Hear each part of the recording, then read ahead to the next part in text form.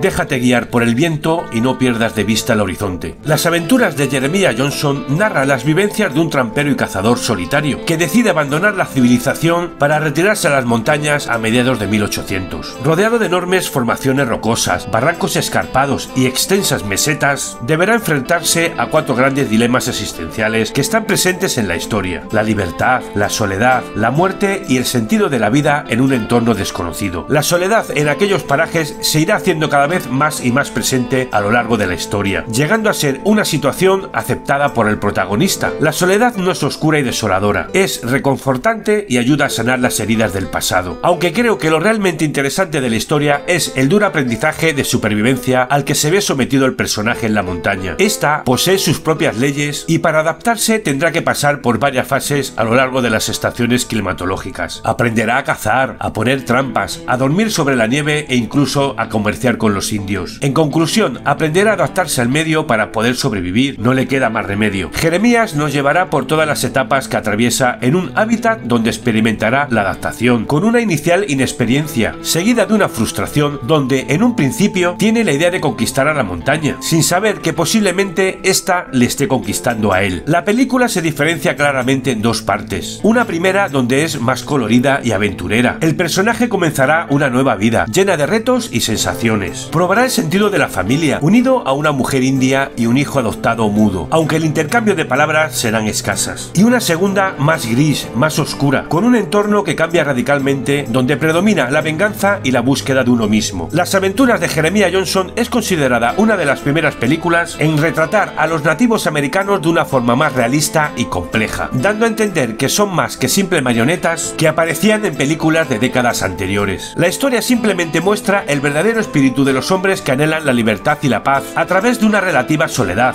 donde ayudar al prójimo es muy necesario incluso a un alto coste. La película es un western revisionista, nostálgico y crepuscular, una historia sencilla y bien contada, en la que los diálogos son los justos, dando más protagonismo a los espectaculares paisajes que nos llevarán a un desenlace final que se dejará llevar por la imaginación de nosotros, los espectadores. Jeremiah Johnson es considerado uno de los clásicos del western y del cine en general, que merece la pena ver una y otra vez, eso sí, acompañados de una manta y un buen chocolate caliente.